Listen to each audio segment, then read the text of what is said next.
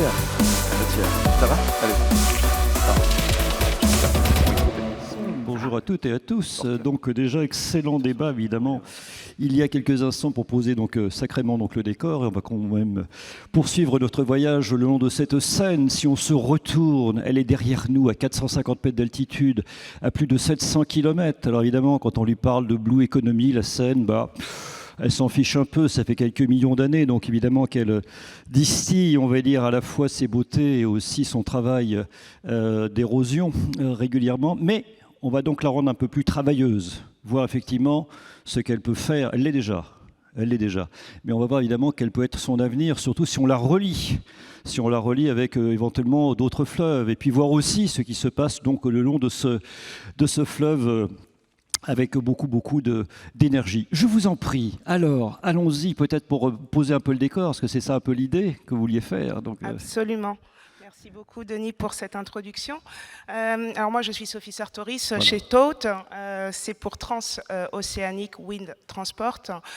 Comme son nom ne l'indique peut-être pas suffisamment clairement, on fait du transport maritime à la voile, donc décarboné. Donc là, on va solliciter le vent. Hein. Absolument. On parle de propulsion vélique.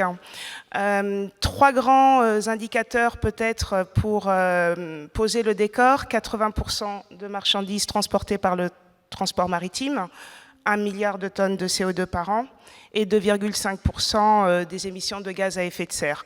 Autant dire que pour TOTE, on a 3 convictions très fortes.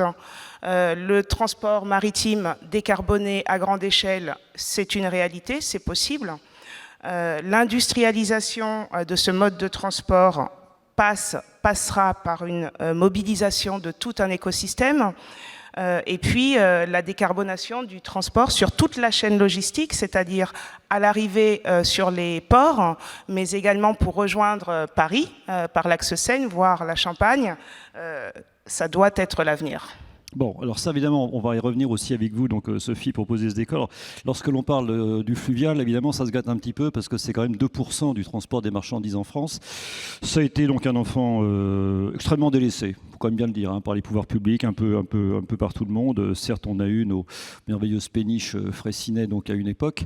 Le camion s'est emparé de l'affaire. Il y a peut-être aussi une question de maillage. Hein. C'est pas aussi, on regarde notre carte de France, et ça, on va s'y intéresser peut-être tout de suite avec vous, cher Laurent Germain, parce que donc vous êtes le directeur général de Aegis, donc une grosse entreprise d'ingénierie française qui est présente dans les secteurs de l'aménagement, de différentes infrastructures, de l'eau. Alors, on vous doit aussi bien donc le port de Calais. J'ai vu la passerelle piéton cycliste de la gare de Vannes. C'est ça que je cherchais hier, je n'avais pas trouvé, voilà. La route de la Réunion, un tout petit peu décriée quand même, la route de la Réunion, mais ça c'est encore une autre histoire. Et puis, donc, c'est bien de citer Aegis parce que donc 16 000 salariés aujourd'hui, en fait le grand public ne connaît pas. Le grand public ne connaît pas encore, donc je sais que vous avez un déficit sur lequel vous travaillez, Laurent Germain. Parlons donc de ce projet qui n'est plus exactement un projet, Canal Seine Nord Europe. Je suis la Seine, j'ai envie d'aller voir mes autres collègues grands fleuves et donc je vais peut-être passer par le département de l'Oise. Je vais gentiment éventrer sur 107 km donc, le territoire avec la bénédiction d'un petit peu tout le monde et pas forcément toujours tous les riverains. Où en est-on aujourd'hui? Qu'est-ce que l'on peut faire donc, avec cela? Qu'est-ce que ça va représenter? Oui, donc merci d'abord d'avoir rappelé ce que fait Aegis. Donc Aegis, c'est une entreprise qui conçoit et exploite des infrastructures.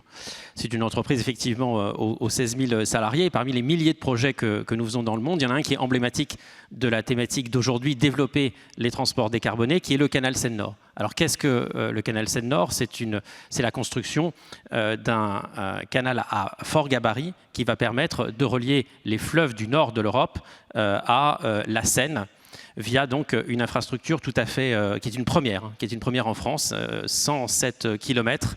C'est-à-dire que le canal Rhin-Rhône, il s'est pas fait. 6 écluses. 61 ponts routiers et ferroviaires et 700 hectares d'aménagements environnementaux.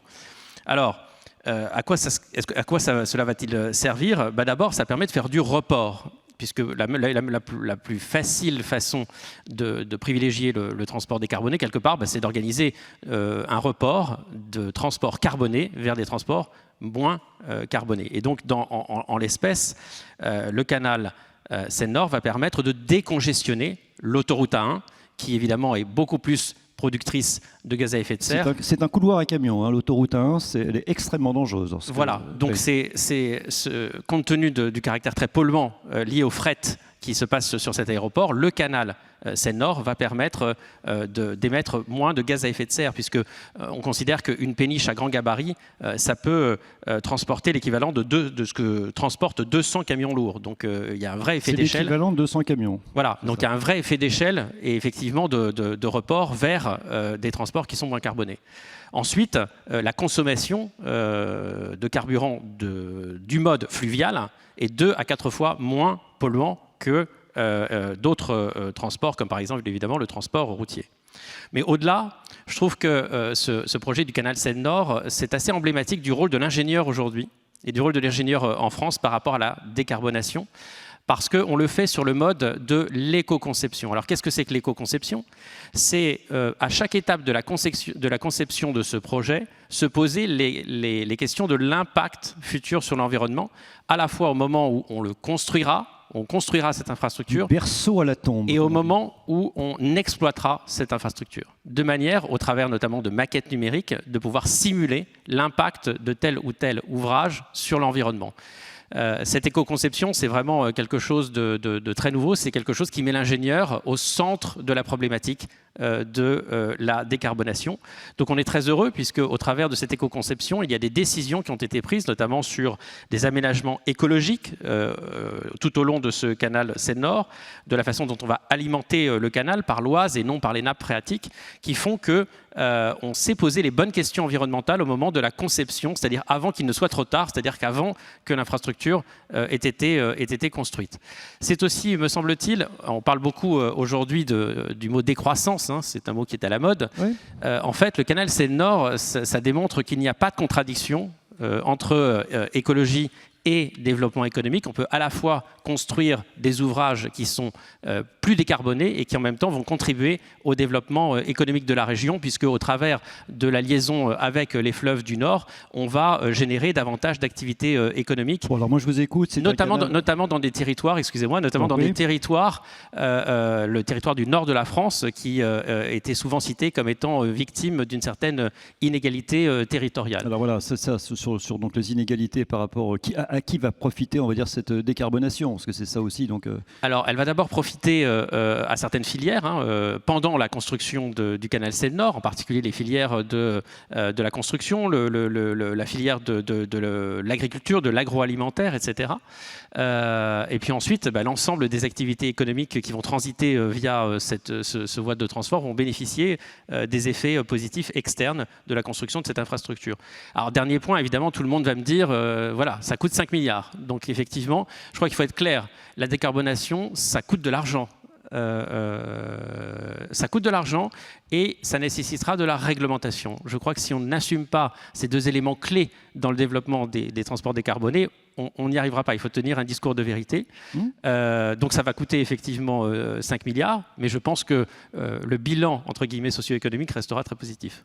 Non, mais on rappelle, mais vous le savez très bien les uns les autres, parce que vous êtes tout à fait au point sur ces sujets, qu'on a construit nos merveilleuses sociétés sur de l'argent, sur de l'énergie qui ne coûtait pas un rond, quoi. En gros, c'était ça, même s'il y a beaucoup de taxes, etc., mais ça ne coûtait pas cher. Donc aujourd'hui, c'est un petit peu l'inverse, parce que les produits qui polluent coûtent moins cher que les produits qui ne polluent pas. Voilà, donc c'est ça aussi, il faut absolument donc avoir dans la tête. Moi, je vous écoute, j'ai l'impression que je vais avoir un canal, mais vert, formidable, enfin, développement durable, tout...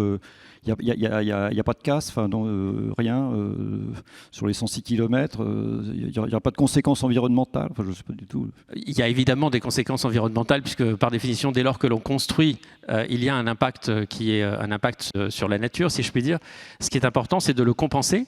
Et donc, via des décisions environnementales sur, si je puis dire, les côtes, les côtés de l'infrastructure, avec notamment de la préservation et de la restauration de la biodiversité, parce qu'aujourd'hui, peu de gens le savent, mais il existe des techniques pour restaurer la biodiversité dans des environnements qui ont été dégradés. C'est des solutions aussi que promeuvent des entreprises comme, par exemple, l'entreprise Aegis, qui est au cœur de son offre en matière de biodiversité. Donc oui, il y a des conséquences, mais à la fois, il faut les limiter dans une certaine mesure et les compenser. D'accord. Oui, on n'est pas forcément dans la compensation, on va dire classique, c'est-à-dire un cheval, une alouette, et on va compenser donc ailleurs. Non, c'est pas ça. On parle bien effectivement de restauration. Édouard Reynaud, directeur général France chez Transdev. Donc, vous utilisez peut-être évidemment ce groupe tout à fait multimodal de transport, parce que ça fait quand même 11 millions de passagers dans le monde tous les jours. Ça fait 5-6 millions de passagers aujourd'hui en France avec Transdev, qui va aussi bien vous offrir des trains de nuit, des TER bientôt, des cars, des vélos, que sais-je, il dois m'en manquer un tout petit peu, pardonnez-moi.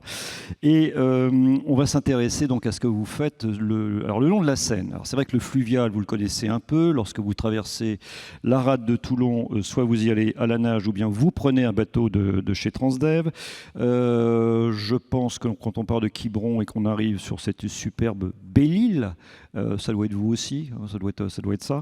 Voilà. Et maintenant, on va s'intéresser à notre axe donc sur la Seine. Alors allons-y, parce que j'ai vu que vous étiez un petit peu partout. Alors peut-être sur le fleuve, mais surtout à côté du fleuve. Racontez-nous. Alors, vous voyez bien que cet axe Seine, comme l'ont dit Édouard Philippe et le président de la métropole de Rouen, il cristallise de l'activité. Il cristallise de l'activité industrielle, il cristallise de l'activité de développement économique général autour de ces industries, mais pas que, aussi autour du tourisme. Donc il y a vraiment un axe complet. Et notre mission, c'est d'accompagner la vision des élus, les autorités organisatrices sur les mobilités, pour les accompagner dans leurs choix économiques, politiques. Et il se trouve que quand on regarde un peu l'histoire de l'axe Seine, eh bien, nous, Transdev, à date, on a la chance et le plaisir d'être le délégataire de l'ensemble des communautés de métropole ou d'agglomération, depuis Le Havre, en passant par le Pays de Caux, en passant par Rouen, en allant sur la vallée de Seine du côté de Vernon. Vous êtes chez vous, quoi, ici. Et sur l'Île-de-France. Absolument pas. On est chez nos autorités organisatrices et on essaie d'accompagner le mieux possible cette mobilité qui se décarbone. Et je voulais... moi, essayer d'illustrer ce qu'on pouvait faire sur différents réseaux et d'essayer de voir comment, finalement, d'une vision stratégique de cet axe Seine, nous aussi, on essaie de réfléchir un peu et de proposer des choses et de voir comment on pouvait accompagner ça. Alors, il y a pour moi... évidemment plusieurs sujets. C'est comment d'abord on pousse la mobilité aujourd'hui, comment on la rend plus durable et plus inclusive. Si je peux me permettre, on est ici au siège de l'économie positive et chez Transdev, on a une raison d'être qui est de dire simplement que notre raison d'être, c'est d'offrir librement à chacun la possibilité de se déplacer avec des solutions sûres, fiables et innovantes au service du bien commun. Quand on a dit ça, comment on le transforme et comment on l'intègre dans les contrats qui nous unissent et les contrats de délégation qu'on nous confie.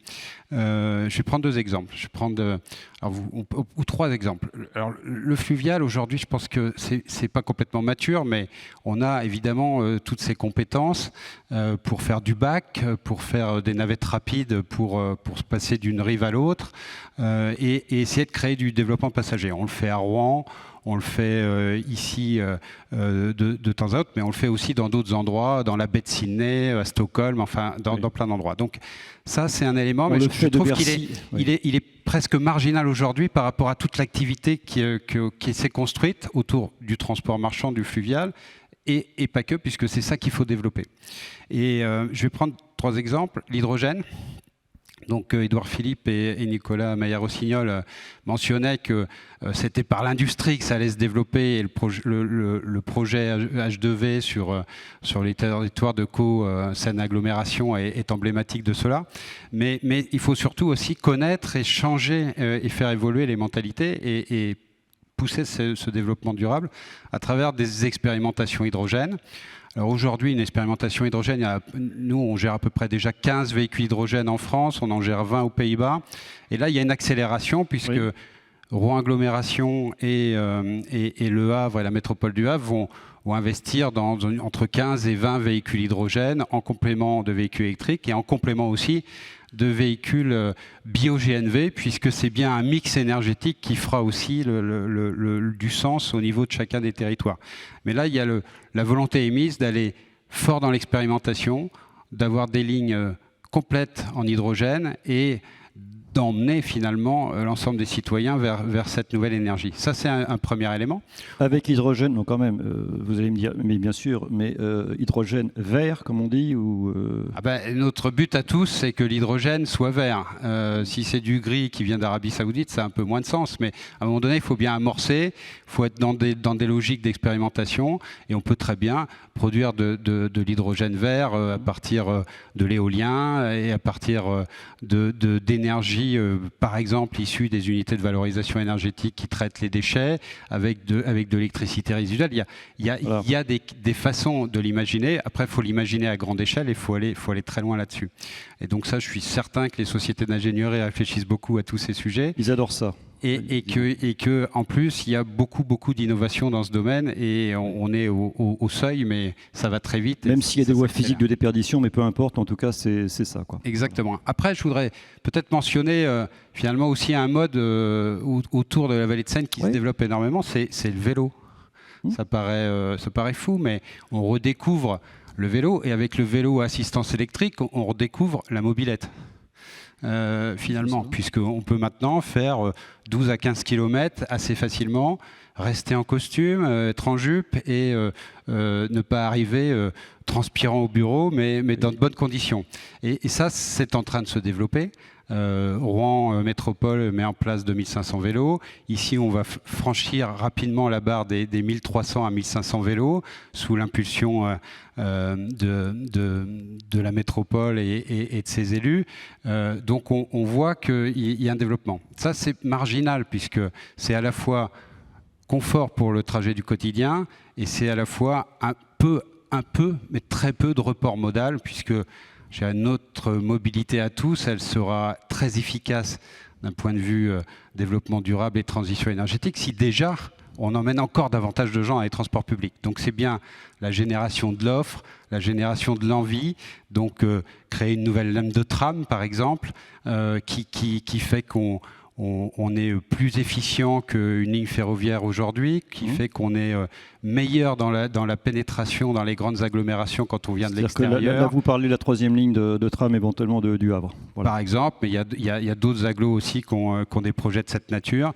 Et on peut aussi se dire que rapporté sur le long terme, le coût aux passagers est sûrement bien plus efficace que d'autres solutions. Puis il y a la logique de comment on pénètre dans ces grandes agglomérations quand on vient d'un territoire rural ou semi-rural, ce qui est le cas autour de la vallée de Seine aujourd'hui. Et donc, c'est toutes ces solutions de parking relais en entrée de ville et de rejoindre le réseau structurant efficace de manière rapide. Donc, quand on a fait ça, si on met 15 à 20% de passagers en plus dans les transports publics, on a fait déjà une étape qui est, à mon avis, sûrement bien plus efficace que simplement transformer en transition énergétique les véhicules. Mais en fait, on va faire les deux, parce que c'est ça qui va nous emmener vers le futur. Et puis le futur, c'est peut-être les véhicules autonomes. Et moi, j'ai en tête 3 expérimentations. Une ici, avec les croisiéristes du Havre, qui va être menée dans les prochaines années, à très court terme, hein, on parle de 2023, 2024. Une à Rouen, sur lesquelles on a démarré, et c'est là qu'on créera la supervision du territoire, en fait, pour superviser ces véhicules autonomes, et qu'on a démarré historiquement depuis 3 ans, et qui aujourd'hui ont fait déjà rouler des véhicules autonomes à Rouen. Et on a cette capacité à mieux alimenter le centre-ville ou à mieux alimenter les campus étudiants. Et puis, on va sur Vernon avec le musée de Giverny. On en parlait, ça va bientôt être la célébration de l'impressionnisme dans la région. Attendez, ça veut dire que chez Monet, on va y aller comment, là, que j'arrive à comprendre, là. Donc, pour aller sur Giverny, là, ce que vous faites là, le projet, c'est d'expérimenter en fait une liaison en véhicule autonome électrique décarboné. Voilà. Donc à chaque fois qu'on fait du véhicule autonome, on est en électrique décarboné, et de le faire entre la gare de Vernon et le musée de Giverny. D'accord. Et vous n'arrivez pas directement sur le bassin au nénuphar de Monet avec un bateau électrique? Non, mais vous avez raison, le projet s'appelle Nymphéa. Voilà. C'est ça, je comprends bien. Non, mais c'est toujours extraordinaire parce que ce qu'on est en train de dire, c'est qu'avec tout ça, on essaye un peu d'apaiser cette société complètement dingue. On est bien d'accord les uns et les autres. Les gens sont stressés au maximum, enfin, en tout cas pour un certain nombre. On redécouvre les vertus du vélo qui étaient, on va dire, après-guerre, donc considéré comme étant l'outil du prolétariat. Maintenant, ça devient un truc, ça devient un must. Non, mais c'est une merveille. C'est-à-dire que la vie, c'est ça en permanence. On fait, on défait, on refait. On essaye de le faire avec beaucoup plus d'intelligence, avec des moyens. On a besoin, évidemment, d'ingénieurs. On a besoin de tout cela qui est derrière. On va redécouvrir le bateau à voile. Alors qu'au départ, Marco Polo, est-ce qu'il marchait effectivement avec des bateaux électriques ou des bateaux diesel? Pas du tout. C'était ça. Et puis, petit hommage au vélo quand même. Ici, il y a un homme peut-être qui nous écoute. C'est Jacques Anquetil. Quand même, on est dans un coin. Alors lui c'était pas la même chose, mais c'était ça. Et même Maupassant, je crois que Maupassant, effectivement, aimait beaucoup donc faire de la bicyclette. Donc tous ces gens-là seraient très heureux de vous entendre. Je n'oublie pas vos questions, là, parce que vous me faites un signe, vous avez le droit déjà d'intervenir dès maintenant, si vous le désirez. Je veux bien une question. Alors, on a parlé du vélo, de la navette autonome et alors de retour avec le bateau, si vous me le permettez. J'ai donc, en préparant cette table ronde, j'ai fait quelques recherches sur la vallée de la Seine et donc l'axe fluvial. Donc j'ai vu que 177 km séparent Paris du Havre à vol d'oiseau, 232 si je me rappelle bien par l'autoroute et 382 par l'axe de la Seine. Et donc je me demandais, à l'heure aujourd'hui où tout s'accélère, où le temps n'attend plus, est-ce qu'il est vraiment soutenable de s'engager dans le transport fluvial sans le risque d'y faire naufrage ? Alors effectivement, c'est-à-dire dans cette société dont je disais où la vitesse est une valeur sûre, relisez Paul Virilio, c'est tout à fait intéressant sur la vitesse, je crois que ça calme un petit peu les choses. Est-ce que ça vaut le coup de s'engager là-dedans? Ça veut dire que, puisqu'on n'arrête pas de nous vendre en 2 clics, je vais être livré le lendemain, on est tous complètement dingues avec ça. C'est-à-dire on se dit on passe une crise si votre, je sais pas quoi, paquet n'arrive pas 2 jours après. Vous voyez, donc on est à la fois dans des injonctions totalement contradictoires. Voilà. Donc alors qu'est-ce que l'on peut dire un peu sur ce thème-là, quoi. Donc, sur ce qu'il disait, effectivement, est-ce que ça vaut le coup, quoi, de faire ça si je peux permettre, spontanément sur le transport de passagers, je pense qu'on a déjà à développer les lignes structurantes qui sont le long de la Seine, et je pense notamment aux ferroviaires, et à les rendre beaucoup plus fluides, puisque ce que j'ai pu mesurer tout à l'heure dans l'intervention des 2 présidents de métropole, oui. C'est que l'ambition est forte.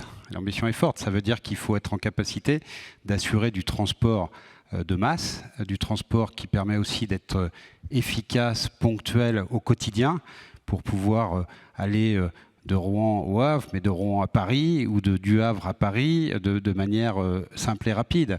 Et je crois qu'aujourd'hui, on a reculé depuis un certain nombre d'années. En fait, physiquement, la distance est la même, mais le temps pour le faire est plus long.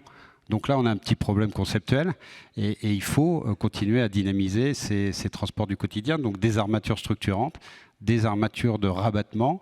On n'oublie pas au milieu de tout ça, vous le disiez, le transport scolaire aussi, qui est important et qui permet aussi de faire les liaisons et de donner en fait des solutions de mobilité à la fois aux plus jeunes, les étudiants, les gens qui vivent sur le territoire, mais aussi à cette population qui va vieillir un peu. Donc je ne suis pas sûr que le transport fluvial de passagers soit le plus adapté par rapport à l'ambition qui sera développée. Le transport de marchandises, beaucoup plus. Laurent Germain.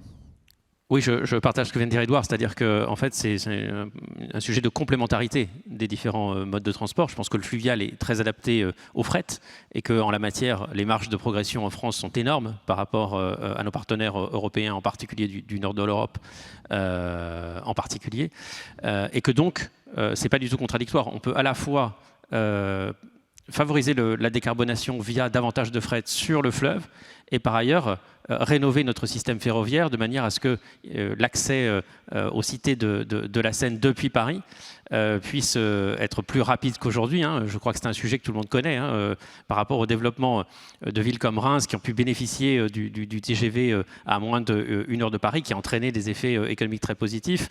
Voilà, les villes de la vallée de la Seine aujourd'hui ne bénéficient pas encore de cet effet-là. Et donc, je pense qu'il n'y a pas de contradiction, il y a une complémentarité entre un mode plus lent de transport, mais plus adapté au transport de fret, et le ferroviaire beaucoup plus adapté au transport de passagers. L'hydrogène, on vous écoute. Alors, je sais que vous êtes deux industriels, donc évidemment vous prêchez pour votre paroisse et vous avez raison. Mais tout à l'heure, donc Édouard Philippe nous disait bien que la première voiture à hydrogène, ça va pas être forcément gagné tout de suite. En revanche, sur les transports en commun, est-ce que le train à hydrogène, ça vous paraît tout à fait viable, enfin. Alors, le train hydrogène, c'est déjà un sujet du moment. Oui. Alstom a des expérimentations. Nous, on en a avec Siemens également, en Allemagne. Mais moi, je voudrais revenir sur un point qui est primordial. Je parlais de transport scolaire et de lignes régulières. Le car et le rétrofit de cars diesel en un car hydrogène, c'est déjà une réalité dans la région Normandie, puisqu'on travaille dessus. Ça a été un projet qui a été lancé cette année, qui va permettre en 2022 de tester ce rétrofit avec des partenaires industriels pour rétrofiter un type de car qui est passionnant, puisqu'il y en a 22 000 en France. Donc on peut rapidement faire... vous savez, on fait le scale-up, comme on dit dans les projets d'innovation. Ça peut permettre de réaliser cela. C'est en Normandie que ça se passe. C'est une liaison entre Évreux et Rouen. Et là, on a vraiment des sujets. Évreux et Vernon, pardon. Oui, là, ça peut être duplicable. Ça peut être duplicable ailleurs une fois que vous avez... Bien sûr, c'est tout l'enjeu. C'est tout l'enjeu. Germain. Ce qu'on voit là, c'est qu'en fait, il faut faire système. C'est-à-dire qu'il ne faut pas penser les sujets, c'est-à-dire le transport, l'énergie, l'environnement, séparément. En fait, il faut maintenant, dans les territoires, les traiter de façon totalement cohérente et avec énormément d'ambition. Alors, Édouard citait l'Arabie Saoudite. Je vous invite à vous intéresser au projet NEOM en Arabie Saoudite, qui est un couloir, donc une création totale d'une ville qui va faire 100 km, très peu large, où l'ensemble des décisions qui sont prises en matière énergétique, en matière de transport, visent à ce que ces 100 km soient totalement neutres en carbone. Évidemment, les ingénieurs, c'est un défi extraordinaire dans un pays comme l'Arabie Saoudite d'y arriver, mais c'est tout à fait faisable. Mais il résonne vraiment système, c'est-à-dire qu'on va bâtir l'écosystème de façon cohérente dès le début. Vous recrutez des ingénieurs, il me semble, c'est pas parce que là je vous entends, là vous dites. Oui, d'ailleurs, je fais un appel. L'entreprise a besoin d'ingénieurs, beaucoup. Partout. On va recruter 2000 personnes cette année partout dans le monde et près de un peu moins de 2000 en France. Oui. C'est une fierté française d'avoir cette filière d'ingénierie. D'ailleurs, le canal Seine-Nord est un projet pour lequel nos ingénieurs viennent de recevoir ce qu'on appelle le BIM d'argent, c'est-à-dire la reconnaissance de leurs compétences techniques et notamment de l'utilisation du numérique pour concevoir cet ouvrage. Et donc, on voit bien toute l'excellence qu'il y a dans la filière d'ingénierie française. Et ce qui est intéressant aussi, c'est le tuilage que vous faites entre, on va dire, les seniors, les plus anciens et donc les plus jeunes. Parce que parfois, on a des trous de compétences qui existent dans certaines entreprises, parce qu'effectivement, il n'y a pas eu en fait, des passations qui ont existé. Et ça, évidemment, vous y veillez. Sophie Sartoris, après, on peut y aller, ou peut-être maintenant. Allez, alors, je vous ai pas assez présenté les uns et les autres, quand même, parce que voilà. Tohan Oswald, Sciences Po, à quel endroit? C'est ça, c'est Sciences Po Paris au campus du Havre. Parfait. Claire Péloquin, à quel endroit êtes-vous? Oui, bonjour. En licence bilingue à l'Université du Havre, en licence de droit. Ok, donc vous n'êtes pas loin non plus. Et donc, Adrien Gatimel. Oui, bonjour. Campus du Havre aussi, Sciences Po Le Havre. D'accord. Petite question peut-être? Alors oui, j'avais une question. Vous avez déjà un petit peu parlé de l'enjeu écologique lié au développement de la logistique fluviale. Est-ce que ce serait possible de parler un petit peu plus de l'enjeu aussi économique? Et là, je pense notamment à la connectivité entre le port du Havre et l'arrière-pays, quand on sait que l'attractivité d'un port dépend notamment de sa connectivité avec l'arrière-pays, et qu'on a parlé notamment hier, notamment Édouard Philippe, du fait que le Havre devait devenir le principal port en Europe. Alors, qui a envie de la prendre, ça, cette affaire-là? Donc, entre le lien avec ce merveilleux arrière-pays. Moi, je vais essayer de le traduire finalement, ça va se traduire en emploi, donc ça va se traduire en nécessité d'avoir des trajets du quotidien, domicile-travail, ça c'est clair. Donc ça veut dire qu'il faut accompagner tout ce développement. Moi, je sais pas l'évaluer, et je pense qu'il y a eu évidemment toute une démarche sur l'axe Seine, et on voit que la capacité, en tout cas les pourcentages de croissance peuvent être très forts si tout le monde s'unit dans ce domaine-là. passer de 3 établissements à un seul établissement, ça peut fluidifier beaucoup les choses aussi chez Aropa. On a tous travaillé sur des projets dans les différents ports d'implantation, de création de bases, etc. Ce que je sais, c'est aussi, on parlait d'emploi, sur l'emploi, les emplois changent parce que quand on parle d'hydrogène et qu'on parle de mobilité hydrogène, on va former, on va d'abord refaire des bases qui prennent en compte ce type d'énergie. Donc ça nécessite des investissements et des travaux importants et donc des compétences à travers des ingénieries et à travers nos propres compétences. Nous aussi, on recrute des ingénieurs, mais aussi beaucoup de conducteurs, des gens utiles aux autres, qui servent les autres. Et ça va également permettre de monter en compétences. Quand on fait une maintenance d'électromobilité, c'est totalement différent de ce qu'on faisait en logique de diesel. Et donc, on a des transformations d'emplois qui sont très fortes et tous ces impacts vont être évidents. Et évidemment, tous les flux logistiques de marchandises, et il faut être clair, aujourd'hui c'est booming, hein, le développement des marchandises, on le voit nous au quotidien. Si je prends juste un exemple tout petit, mais sur Belle-Île, on a multiplié par 3 la livraison des paquets Amazon. Alors on peut se poser la question de savoir comment Amazon finance l'utilisation du transport public, mais ça c'est d'autres sujets. Mais in fine, on voit bien qu'il y a beaucoup de développement autour de tout ça, et c'est aussi pour ça qu'on crée, parce qu'il y a une rareté de la ressource aujourd'hui, de la main-d'œuvre, on crée des centres pour apprentis, qui sont des centres, on en a créé 9 cette année en France, qui nous permettent d'avoir des apprentis et des alternants, et on forme en fait aujourd'hui nos propres salariés de demain, en espérant qu'ils nous resteront fidèles parce qu'on les aura bien traités. Laurent Germain, peut-être rapidement, parce qu'après on va passer... Oui, pour revenir sur ce que je disais, pour rebondir sur la question, qu'il n'y a pas de contradiction entre le développement économique et l'écologie, c'est-à-dire qu'effectivement, il va y avoir un développement de l'axe Seine et donc un développement de villes portuaires comme Le Havre ou comme Rouen, qui vont à ce moment-là gagner des habitants. Ce sont des villes qui vont croître en matière démographique. Donc évidemment, ça peut avoir une conséquence négative au premier abord sur l'écologie, parce qu'il va falloir construire des établissements scolaires supplémentaires ou rénover les établissements scolaires qui existent déjà, des transports, etc. Mais on peut le faire de façon décarbonée. Nous, on a rénové par exemple le lycée de Bréquigny, on a diminué de 60% la consommation énergétique de ce bâtiment. C'est un autre prix d'ailleurs que l'entreprise a pu recevoir. Autrement dit, développer une ville, construire des infrastructures peut être, si je puis dire, plus que compensé par le fait, grâce à l'ingénierie, de rénover thermiquement les bâtiments, de construire des bâtiments et des infrastructures qui soient beaucoup moins carbonés qu'avant, et par ailleurs d'introduire des réglementations, par exemple sur les zones à faible émission, qui permettent globalement de réduire les gaz à effet de serre. Donc, une fois encore, il n'y a pas du tout de contradiction. On n'a pas besoin de faire de décroissance pour pouvoir être écologique. Léger souci aujourd'hui, mais ça, c'est pas vous directement. C'est évidemment, là, en ce moment, on ne sait pas si c'est conjoncturel ou structurel. C'est donc la pénurie des matériaux qui augmente comme des fous. L'acier, le cuivre, tout ça, ça a joyeusement doublé. Les terres rares, vous avez quand même la Chine qui a la main sur le robinet de 17 ou de 19 terres rares dessus, même si elles ne sont pas toutes d'ailleurs produites en Chine.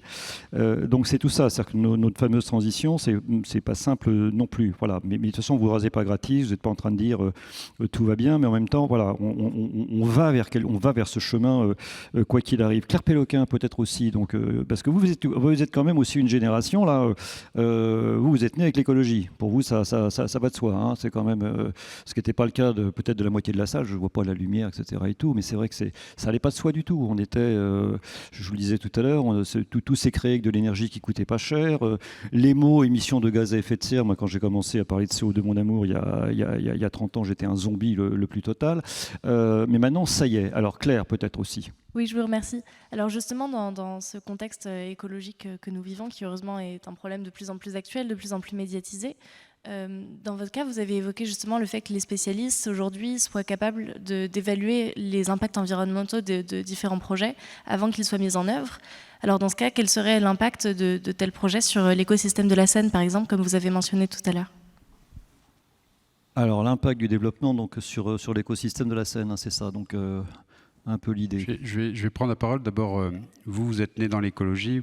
Moi, j'ai eu la chance de travailler 25 ans dans les services à l'environnement et dans la dépollution des cités sol-polluées, etc., avant de rejoindre les services à la mobilité.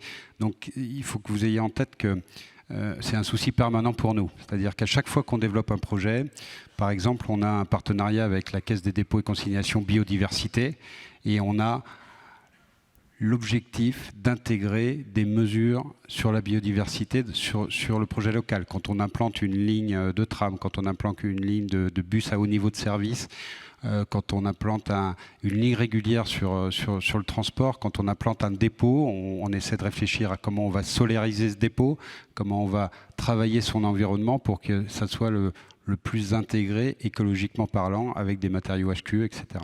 Donc ça, c'est un souci permanent. On peut parler des véhicules. Sur les véhicules, vous parliez de batterie. Aujourd'hui, effectivement, quand on fait le coût total environnemental d'un véhicule électrique, on n'y est pas encore, ça c'est clair. Si on achète un véhicule électrique, de toute façon, on a il y a le sujet de la batterie, mais c'est aussi pour ça que... On a un tiers qui part à la Chine. Hein, donc les élus aussi ont une vision de ça et créent des dispositifs de transition. Quand ici au Havre, on passe sur le bio-GNV pour mener cette transition, c'est qu'on a intégré les énergies du territoire, on a intégré les impacts et on va doucement vers la transition. Et le bio-GNV aujourd'hui est une très bonne énergie de transition et évidemment elle va venir se compléter avec les autres énergies du futur. Et ce qui se passe, c'est pour ça que c'est très bien comme transition, chère Sophie Sartoris, directrice du développement chez Todt, c'est que le vent est votre allié. Le vent est notre allié, le vent existe depuis toujours, le vent est une ressource durable, abondante et maintenant prédictible. Pour Todt, la décarbonation et la capacité de pouvoir déterminer son impact carbone fait partie intrinsèquement de la raison d'être de l'organisation.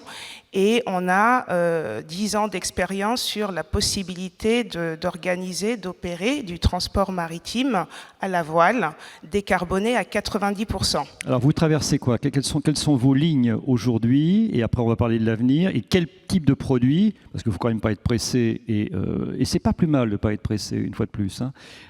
Qu'est-ce que vous faites alors? Alors je rebondis et je réponds à votre question ensuite, Denis. Je rebondis sur la question de l'accélération du temps que je mets en relief avec l'accélération de l'urgence climatique. Et je pense que dans notre écosystème, de plus en plus d'acteurs sont conscients que quelquefois, moins vite mais plus durable est une solution beaucoup plus intéressante et beaucoup plus durable, hein, évidemment.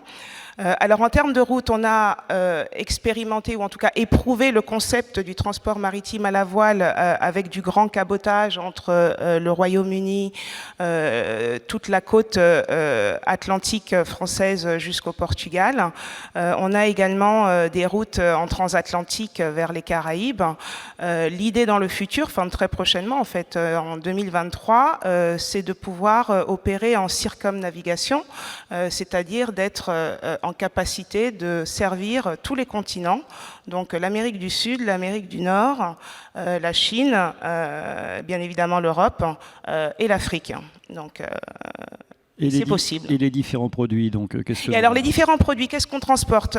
D'expérience, de 2011 à l'année dernière, on a transporté essentiellement du café, du cacao, un petit peu de textile, des spiritueux. Ça s'appelle du rhum, ça s'appelle quoi? Ça s'appelle du rhum. À l'avenir, ça s'appellera du champagne, ça s'appellera du textile, ça s'appellera probablement des box orange.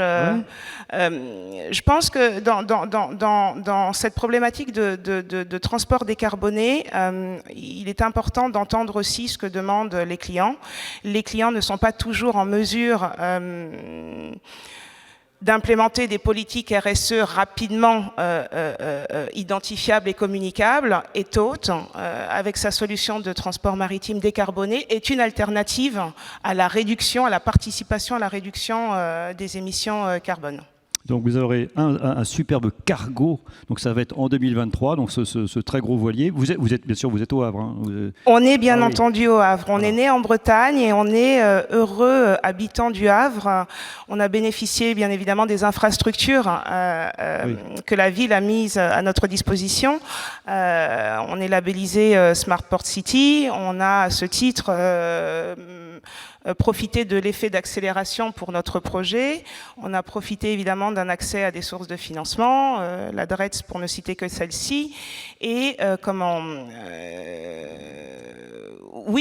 premier voilier cargo ce sera 2023 et l'idée c'est 4 voiliers cargo et c'est en parallèle de continuer à investir donc innovation, recherche et développement, donc avec des partenaires potentiellement comme Aegis pour réfléchir à la construction de modèles encore plus vertueux au niveau maritime et ou fluvial. Eh bien, merci à vous Sophie, un grand merci donc à vous, le temps est toujours compté, mais là évidemment avec la mer ça va être une liaison mais évidente, car il faut évidemment soigner ce qui se passe d'un point de vue biodiversité, d'un point de vue nature, avec cette mer qui n'est pas simplement qu'une poubelle, loin de là, et donc ça va être le sujet suivant. Un grand merci à vous, dames et messieurs. Merci beaucoup.